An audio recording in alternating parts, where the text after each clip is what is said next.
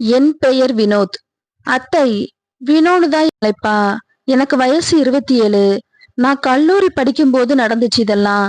எனது கல்லூரியில் எனது மாமா வீட்டுக்கு அருகே இருந்ததுனால மாமா வீட்டுல தங்கி படிச்சேன்.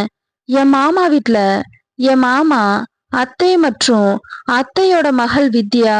இவளுக்கு திருமணமாகி அவ கணவர் வீட்டுல இருக்கிறா. அத்தையோட பேரு ராணி. அமைதியாவும் நல்ல அன்பாவும் இருப்பா. வீட்டு வேலை செஞ்சு வீட்டை கவனிச்சுக்குவா. மாமா தனியார் துறையில வேலை செய்யறதால அவர் அங்கேயே தங்கி இருக்கிறாரு. வாரம் ஒரு முறை அல்லது 2 வாரங்களுக்கு ஒரு முறை தான் வருவாரு. அப்போது கல்லூரி தேர்வு காலம் நடந்துட்டு இருந்துச்சு. நானும் அத்தையும் மதியம் சாப்பிட்டு நான் ஹால்ல படுத்திருந்தேன். கொஞ்ச நேரம் கழிச்சு ராணி அத்தை கிச்சனை எல்லாம் சுத்தம் செஞ்சுட்டு நான் படிக்கிற இடத்துக்கு நேரா 2 அடி தூரத்துல எனக்கு நேரா காலை நீட்டி படுத்தா. அத்தைக்கும் எனக்கும் தனித்தனி அறை இருக்கு.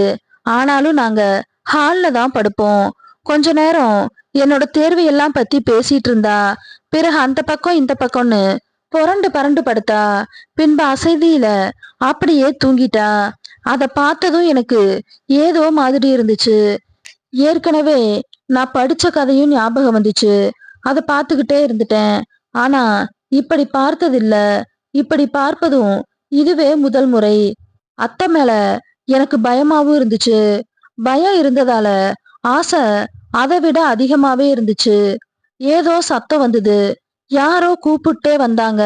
நான் பயந்து போய் நான் படுத்துக்கிட்டேன். முகத்துல கைய வச்சு அத்தை பக்கம் பார்த்து படுத்தேன்.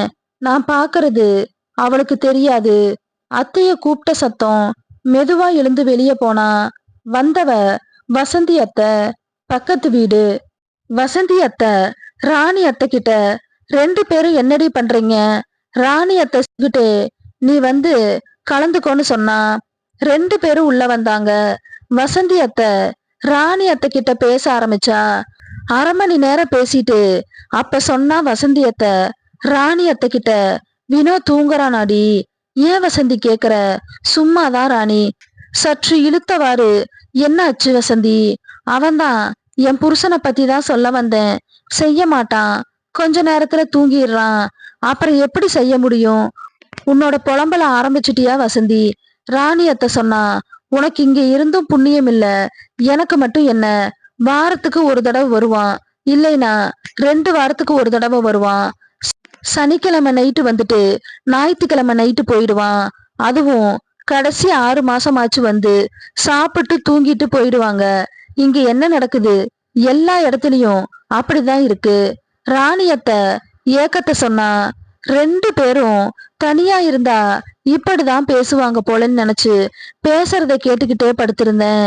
அப்ப வசந்தி அத்தை ஒன்னு சொன்னா, நீ தப்பா எடுத்துக்க மாட்டேல? நான் ஒன்னு சொல்லவா? கோவப்படாம கேக்குறியா? முதல்ல என்னன்னு சொல்லு. ராணி அத்தை சொன்னா. ஒன்னும் இல்லடி, நம்ம 2 பேருக்கும் ஒரே மாதிரியான பிரச்சனை தான் அப்படின்னு சொல்லி லேசா இழுத்தா. இழுக்காம சொல்லு வசந்தி. ராணி அத்தை வசந்தி அத்தையே சொன்னதை கேட்டு ராணி அத்தை சொன்னா. என்ன வசந்தி பேசுற? அவன் வசந்தி சிரிச்சுக்கிட்டே, யாரு சின்ன புள்ள? நம்ம வினோவா? இப்ப உள்ள பசங்க எல்லாம் நல்ல விவரம் ராணி. அதுவும் நம்ம மாதிரிதான் அவங்களுக்கு பிடிக்கும். உடனே ராணியத்தை யோசிக்க ஆரம்பிச்சா. நான் நாளைக்கு வரேண்டி, இன்று இரவே முயற்சி செய் சொல்லிட்டு வசந்தி கிளம்பனா. ஐடியா நான் கொடுத்தது. என்ன மறந்துடாத, என்னை பத்தி பேசுடின்னு சொல்லிட்டு போயிட்டா. எனக்கு மகிழ்ச்சி. மணி 6. எழுந்து வெளியே போனேன். பசங்க கூட பேசிக்கிட்டு இருந்துட்டு இரவு 9 மணிக்கு வீட்டுக்கு வந்தேன். ராணியத்தை கேட்டா, எங்க வினோ போன? இவ்ளோ நேரமா? இல்ல அத்தை, பசங்க கூட பேசிட்டு இருந்துட்டு வரேன்னு சொன்னதும், குளிச்சுட்டு வா சாப்பிடலான்னு ராணி சொன்னா. குளிச்சு முடிச்சுட்டு 2 பேரும் ஒன்னா உட்காந்து சாப்பிட்டோம். டிவி பார்த்துட்டு 2 பேரும் ஒரு 12 மணிக்கு தூங்கணும். தூங்கும்போது எனக்கு 2 அத்தையும் பகல்ல பேசினது ஞாபகம் வந்துச்சு. முழிப்பு வந்து பார்த்தேன். அப்புறம் அத்தைகிட்ட பேசினேன். அத்தை சொன்னாங்க, நல்லா சாப்பிட்டு தூங்குவான். அத்தை கவலைப்படாதீங்க, நான் இருக்கேன்னு சொன்னேன்.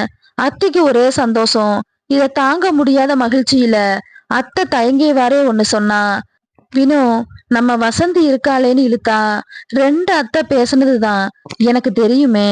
இருந்தாலும் மனசுல வச்சுக்கிட்டு வெளிய காட்டாம சொல்லுங்க அத்தைன்னு கேட்டேன். அத்தை கேட்டப்ப ராணி அத்தை சொன்னா, என்ன மாதிரிதான் வசந்தியும். நானாவது 6 மாசம் கஷ்டப்படுறேன்.